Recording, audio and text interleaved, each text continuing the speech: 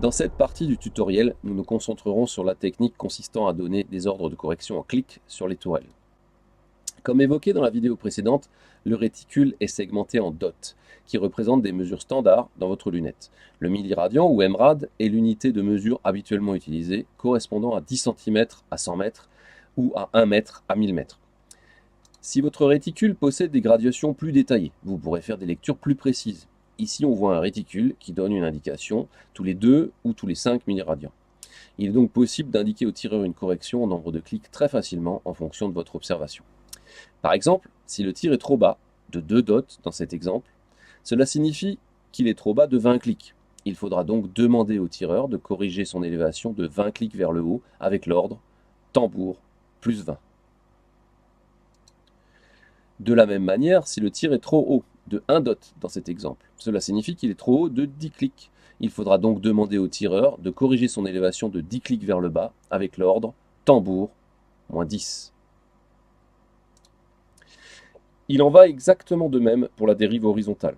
Si le tir est trop à droite, de 2 dots dans cet exemple, cela signifie qu'il est trop à droite de 20 clics. Il faudra donc demander au tireur de corriger sa dérive de 20 clics vers la gauche avec l'ordre dérive moins 20. De même, si le tir est trop à gauche, de 1 dot dans cet exemple, cela signifie qu'il est trop à gauche de 10 clics. Il faudra donc demander au tireur de corriger sa dérive de 10 clics vers la droite avec l'ordre dérive plus 10. Évidemment, les impacts ne se situeront pas toujours le long d'un des axes et il faudra parfois donner une correction en élévation et en dérive en même temps. Dans cet exemple, l'impact se situe trop haut de 20 clics et trop à gauche de 10. Il faudra donc demander au tireur de corriger son élévation de 20 clics vers le bas et sa dérive de 10 clics vers la droite, avec l'ordre tambour moins 20, dérive plus 10. Notons que dans l'application centre-masse, il est nécessaire de donner les corrections dans cet ordre, à savoir d'abord le tambour et ensuite la dérive, pour être correctement compris par la reconnaissance vocale. De la même manière, les impacts ne seront pas toujours parfaitement alignés avec les dots, mais pourront se trouver entre deux dots. Il conviendra alors d'approximer la position, voire de la lire de manière plus détaillée si vous avez des gradations qui le permettent, avant de donner la correction.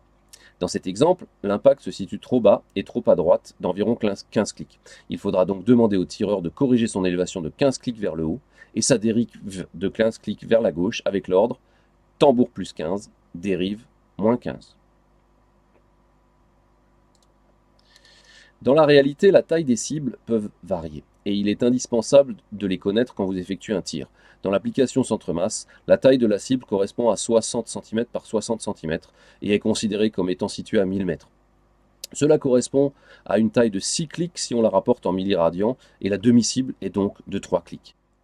Il est important de se rappeler de cette mesure car elle permettra de faire rapidement des approximations en comparant des écarts éventuels avec la taille de la demi-cible.